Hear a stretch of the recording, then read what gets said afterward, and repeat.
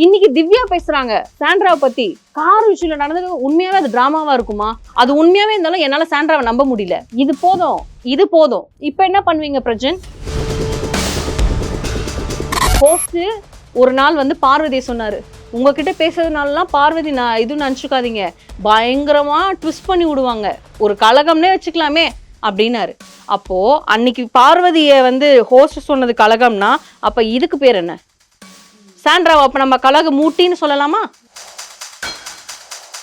கானா வினோத் பெட்டி எடுத்தாரா? எடுத்ததுக்கு அப்புறம் ரியா தியாகராஜன் வந்து அவங்களுடைய இன்ஸ்டா பேஜ்ல mark my words title winner Arora.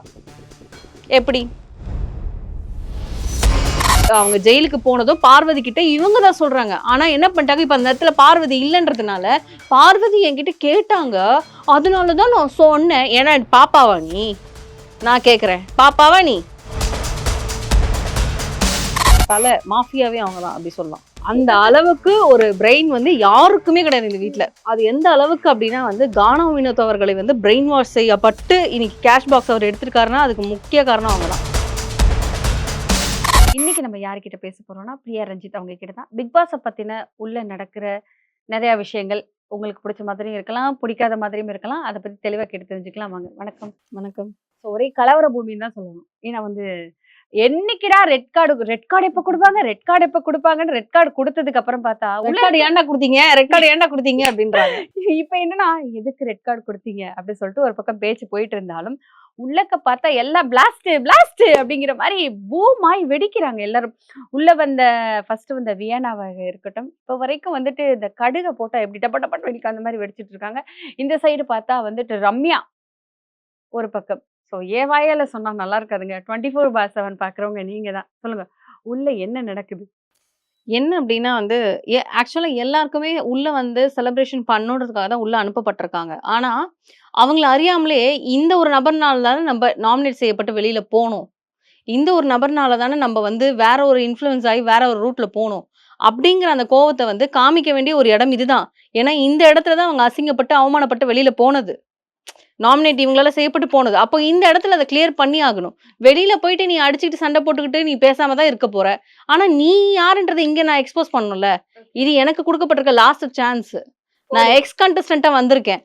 அப்ப நான் அதை ப்ரூவ் பண்ணிட்டு தான் போவேன். இந்த ஒரு ஓட்டை நான் கலைச்சு விட்டு தான் போவேன். அப்படிங்கிறது தான் வந்து இந்த வாரம் நடந்துட்டு இருக்க ஒரு விஷயம். ஸோ ஃபர்ஸ்ட் வந்து வியானா ஸ்டார்ட் பண்ணாங்க. அவங்களோட தரப்பு நான் கூட நீங்க சொன்னீங்களா பிராங்கா இருக்குமோன்னு. இல்ல அது ஒரிஜினலாவே அவங்க வந்து பிராங்கா இருக்கும்னா ஒரு விஷயம் பிராங்க் ஆச்சு, யாரையும் அவங்க கூட்டிட்டு போல. நான் அதைத்தான் நினைச்சேன். என்னை வந்து 2 பேரை கூட்டிட்டு வர சொல்லியிருக்காங்கன்னு சொன்னோம்னா அது பிராங்க் ஆயிருமோன்னு நினைச்சேன். பட் அது பிராங்க் ஆகல.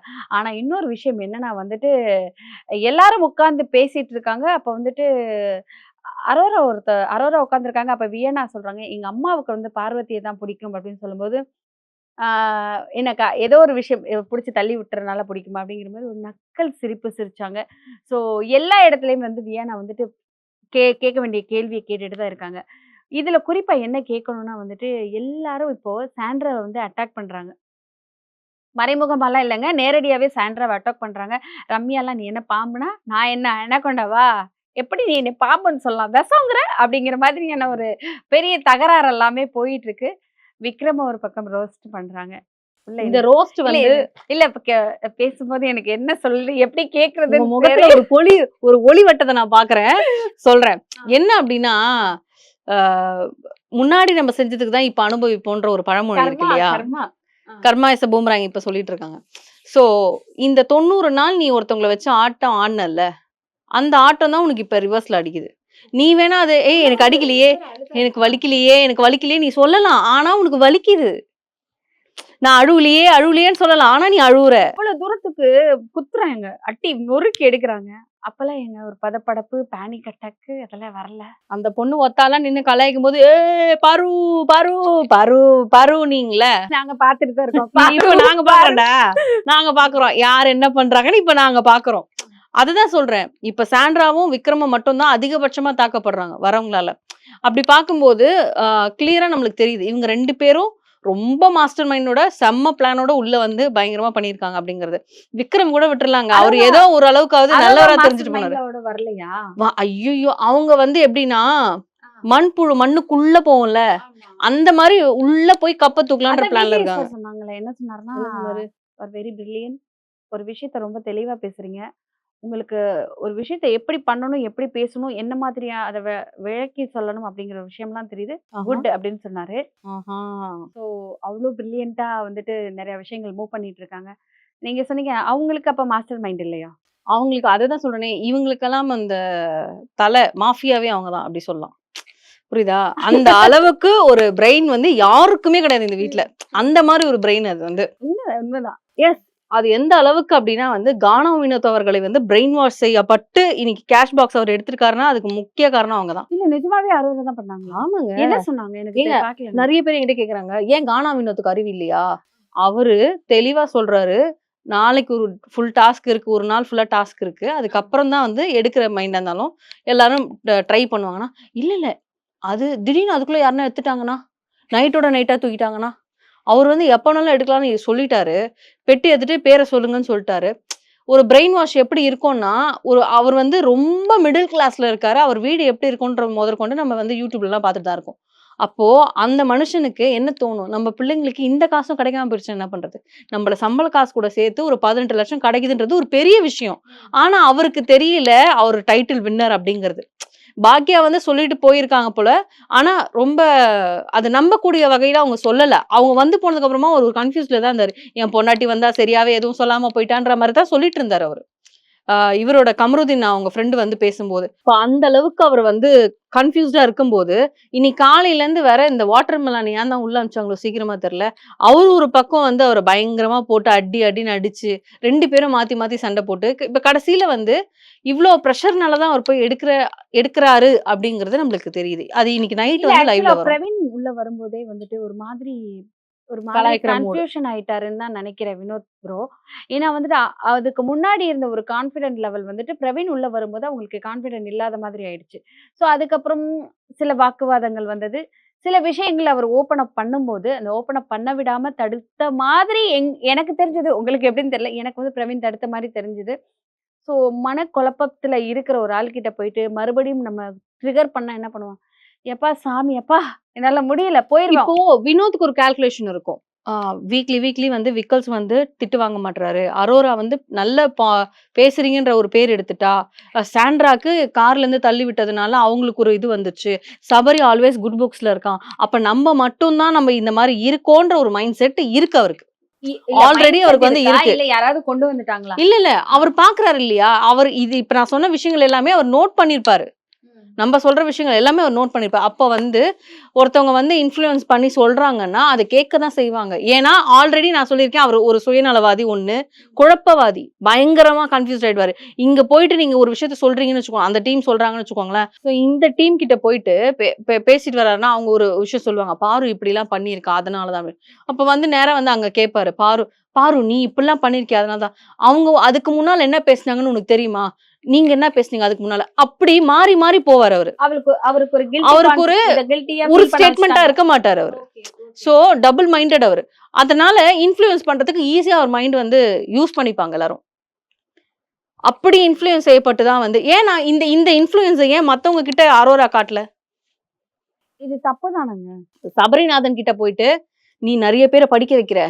உனக்கு இந்த காசு முக்கியமா தேவ. நீ எடுத்துக்கோ. யாருன்னா எடுத்துட்டாங்கன்னா என்ன பண்ணுவ?" அப்படின்னு ஏன் அரோரா போயிட்டு சபரி கிட்ட சொல்லல? இல்ல அப்படியும் இப்படி சொல்லுவாங்க. வினோத் தான் கேட்டாரு. அதனால தான் சொன்னாங்க. அப்படியே இருந்தாலும், "வினோத் உனக்கு வெளியில இருக்க பேர் எப்படி இருக்குன்னு தெரியல வினோத். சோ நீ யோசிச்சுக்கோ." அப்படின்னு சொல்றது வேற. இல்ல வெயிட் பண்ணி எடுக்கலாம். நாளைக்கு வரைக்கும் பார்த்துட்டு எடுக்கலாம். நைட்டுக்குள்ள யாருன்னா எடுத்துட்டாங்கன்னா? இதெல்லாம் ட்விஸ்ட் பண்ற வார்த்தைகள். இதே வேலைய பார்வதி பண்ணியிருந்தா என்ன பண்ணுவாங்க? மத்த ஹவுஸ்மேட்ஸ்க்கு இது தெரியுதான்னு தெரியல. ஆனா ரம்யா அடிச்சு சொல்றாங்க. "எடுக்காதடா! நீ தான் வோட்டிங்ல ஃபர்ஸ்ட்ல இருக்க. கப்பு உனக்கு தான் எடுக்காதன்றாங்க."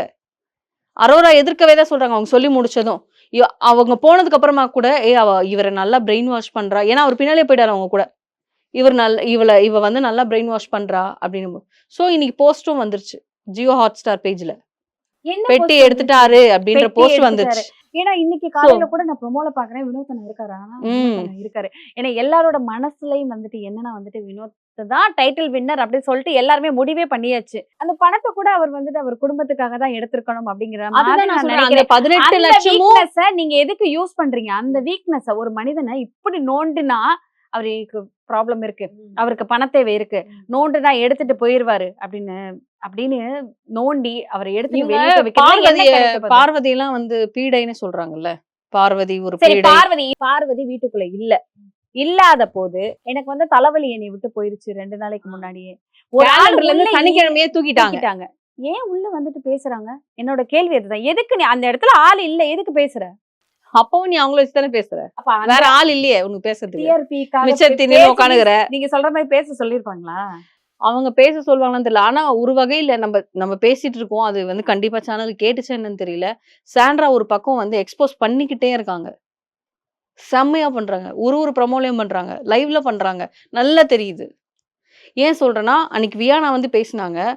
வியானா பேசினது எதையுமே கட் பண்ணல. பேச விட்டுட்டு அதுக்கப்புறமா வெளி உலக விஷயங்கள பேசாதீங்கன்னு ஒரு ஒரு வாய்ஸ் வருது. அதுக்கப்புறம் திருப்பியும் வந்து வாட்டர்மெலன் வந்து வெளி உலக விஷயத்த பேசும்போது திருப்பியும் அவங்களுக்கு சொல்லப்படுது. மறுநாள் வந்து ரம்யா அண்ட் இவங்க வராங்க. அப்சரா வராங்க. அப்ப அவங்க பேசி முடிச்சதுக்கு அப்புறமா நீங்க இப்பதான் வந்திருக்கீங்க. சொல்றேன் வெளி உலக விஷயத்த பத்தி பேசாதீங்க அப்படின்னு சொல்லி வருது. ஆனா டாஸ்க்கும் அது சம்பந்தமா தான் குடுக்குறீங்க. டாஸ்க் என்ன குடுக்குறீங்க ஃபர்ஸ்ட்? இந்த 6 பேர்ல யாரு டிசர்விங் இல்ல தகுதி இல்லாதவங்க அப்படின்னு குடுத்தீங்க. நேத்து ஒரு எக்ஸிபிஷன் மாதிரி வச்சீங்க. இந்தந்த இடத்துல இந்தந்த விஷயங்கள் நடக்குது. அது உங்களுக்கு எது ஞாபகத்துல ரொம்ப ஹிட் ஆயிருக்கோ அத சொல்லுங்க. அது சந்தோஷமா இருக்கலாம், சோகமா இருக்கலாம், கோவமா இருக்கலாம். அப்படின்னும் போதுதான் ரம்யா வெளியில வராங்க. ரம்யா வெளியில வந்து எனக்கு இந்த பாத்ரூம்ல இந்த இஷ்யூ நம்ம அத பேசியிருக்கோம். இந்த மாதிரி வந்து அவங்க ஜெயிலுக்கு போனதும் பார்வதி கிட்ட இவங்க தான் சொல்றாங்க. ஆனா என்ன பண்ணிட்டாங்க, இப்ப அந்த இடத்துல பார்வதி இல்லன்றதுனால பார்வதி என்கிட்ட கேட்டாங்க. அதனாலதான் நான் சொன்னேன். ஏன்னா பாப்பாவா நீ? நான் கேக்குறேன். பாப்பாவா நீ? 2 குழந்தைங்களை பெற்றிருக்கல, உனக்கு தெரியாது? ரம்யா இங்க இருந்து வெளியில போனா எவிக்ட் ஆயிட்டு போயிட்டா அவங்க வந்து பாப்பாங்க, பாத்துட்டு வந்து கேட்பாங்கன்ற ஒரு புத்தி இல்லையா? இல்ல எனக்கு இப்ப ஒரு விஷயம் தோணுதுங்க. அது எப்படி சொல்றதுன்னு தெரியல. எனக்கு என்னமோ ரெட் கார்டு கொடுத்தது நல்லது தானோன்னு தோணுது. எஸ், எனக்கும் அப்ப பயங்கரமா எக்ஸ்போஸ் ஆகுறாங்களே, எனக்கு அது சந்தோஷமா இருக்கு. மெயினா ஒரு விஷயம் வந்து பார்வதி விஷயத்துல யாரும் எக்ஸ்போஸ் ஆகல. அவங்களுக்கு நடந்தது விஷயத்துல கேட்டு எக்ஸ்போஸ் பண்ணிக்கிறாங்க. என்ன ஏன் நீ இப்படி பண்ண? வியானா வந்து கேக்குறாங்க, என்ன ஏன் நீங்க இப்படி பண்ணீங்க விக்ரம்? சாண்ட்ரா எனக்கு பின்னால நீங்க ஏன் இப்படி இது பண்ணிருக்கீங்க? அதே மாதிரிதான் இங்க ரம்யா வந்து எனக்கு பின்னால ஒரு மாதிரியும் முன்னால ஒரு மாதிரியும் பேசுற. நான் ஜெயிலுக்கு போனது வெள்ளிக்கிழமை, என்ன தப்பா பேசிருக்கேன். சனிக்கிழமை நான் வெளில போறேன், என்ன கட்டி பிடிச்சிருக்கேன். இதுல எந்த சாண்ட்ரா ஒரு சாண்ட்ரா? எனக்கு ஒரு சாண்ட்ரா வேணும். எந்த சாண்ட்ரா?